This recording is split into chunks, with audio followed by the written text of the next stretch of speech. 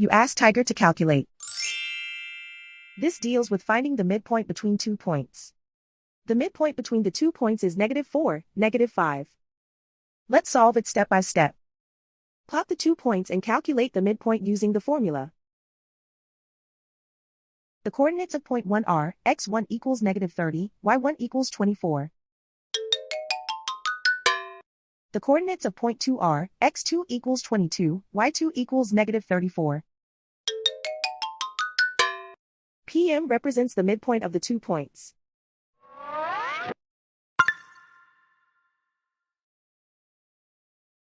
Use the x values in the midpoint formula to find the midpoints x. x1 equals -30. x2 equals 22.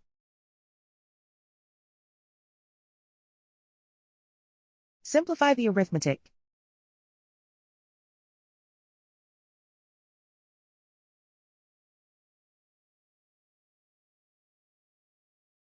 Use the y values in the midpoint formula to find the midpoints y. y1 equals 24.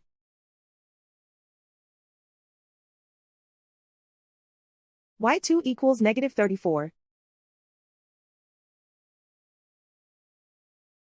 Simplify the arithmetic.